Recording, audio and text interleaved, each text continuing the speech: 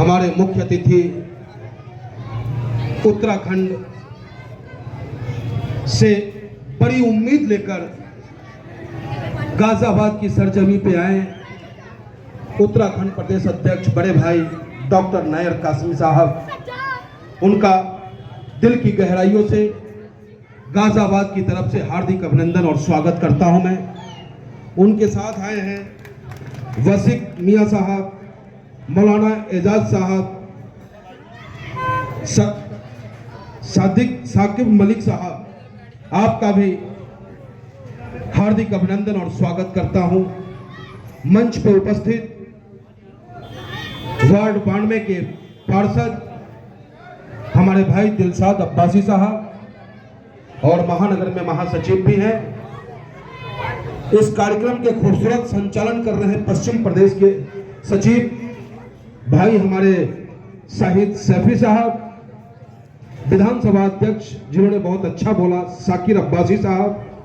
आसिफ अब्बासी साहब जो सचिव हैं महानगर में, हमारे ग्यासु भाई महासचिव हैं विधानसभा में, रिहान साहब सचिव हैं महानगर में, हाजी फखरुद्दीन साहब महासचिव हैं महानगर में, इमामुद्दीन मेवाती साहब जिला महासचिव हैं, फरहान अंसारी साहब वार्ड अध्यक्ष हैं, हासिम साहब वार्ड अध्यक्ष हैं, फहीम भाटी जो जिला अध्यक्ष हैं गौतम बुद्ध नगर से जो आए हैं, उनका भी हार्दिक अभिनंदन और स्वागत करता हूं। भोरे खान साहब नोएडा महासचिव हैं, शाहिद अब्बासी साहब, सिराज कुरैशी साहब, चांद कुरैशी साहब, सोनू अब्बासी साहब, डॉक्टर मुस्तफा साहब, सदाकत राणा साहब, तमाम शाहिद भाई, तमाम हमारे इज्जत के काबिल शाहिद साहब, इज्जत के काबिल तमाम दोस्तों, नौजवान साथियों, वक्त चुनाव का है तो बात चुनाव की होगी, लेकिन एक तरफ वो पार्टियां हैं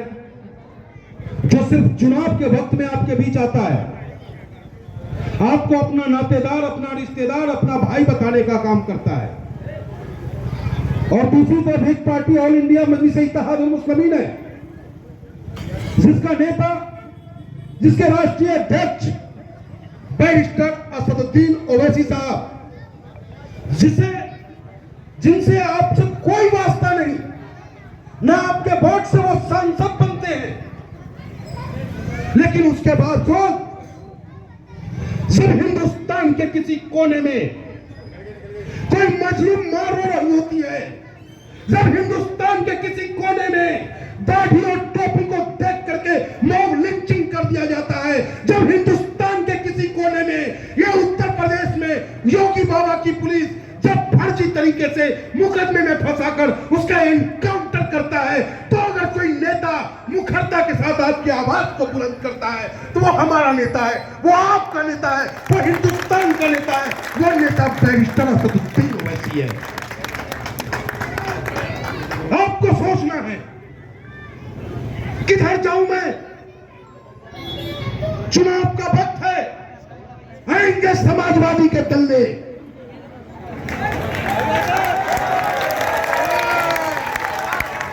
आएंगे समाजवादी के दल्ले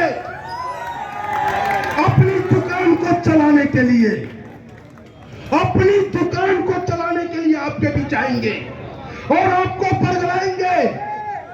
उनको अपनी दलाली की दुकान न खत्म हो जाए। इसलिए हिंदुस्तान के कमजोर मुसलमानों का भविष्य समाजवादी पार्टी के हाथों में बांधना चाहता है। सोचना है आपको, एक तरफ हमारा नेता कहता है कि मुसलमान नौजवानों जागो, जागो, अपनी ताकत को पहचानो। हिंदुस्तान के सिर्फ मुसलमानों नहीं, मुसलमान के कमजोर लोगों, चाहे वो हिंदू हो, मुसलमान हो, सिख हो, ईसाई हो, उन सब से वो कहते हैं कि जागो, अपनी ताकत को पहचानो। तुम्हारी ताकत तुम्हारा वोट है, लेकिन तुम्हारे हमदर्दों ने, तुम्हारे अपनों ने अपनी दुकान चलाने के लिए तुम्हारे वोट को बेचने का काम किया है। याद करो, जब समाजवादी पार्टी की सरकार थी, डाटा निकाल लो आप, डाटा आपको पता चलेगा कि चीन में अगर सबसे ज्यादा तादाद किसी की थी तो वो हिंदुस्तान के मुसलमान भाइयों की थी। आज भारतीय जनता पार्टी की सरकार है, जुर्म किस पे होता है? हमसे लोग कहते हैं अध्यक्ष जी कि अरे पंडित जी आप तो मुसलमानों की पार्टी में हो, आपका नेता मुसलमानों की बात करता है।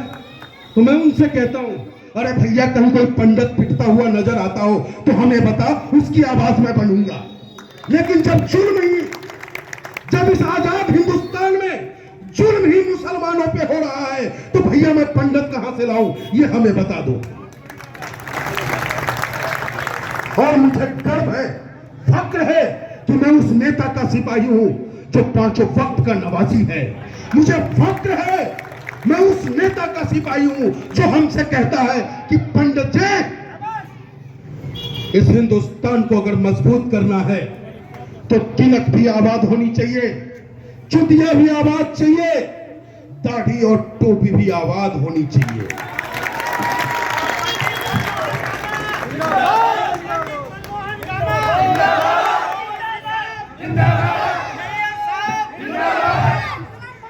साथियों,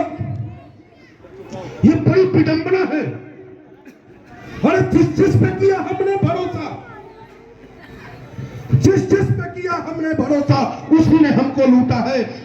किसका नाम बताए, कभी सपा ने, कभी बसपा ने, कभी असपा भी आ गया।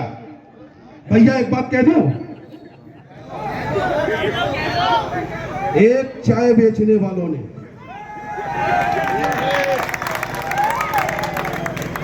एक चाय बेचने वालों ने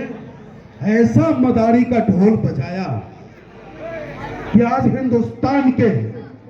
पढ़े लिखे वर्गों को, इंजीनियर जैसे बच्चों को पकौड़े बेचने पे मजबूर कर दिया। और अब एक साहब आए हैं, मूंछ बड़ा ऊपर रखते हैं, और जो सांसद तक पहुंचे हैं ना, वो भी दम हमारा है, वो ताकत हमारी है। उस ताकत के दम पे वो सांसद पहुंचे हैं।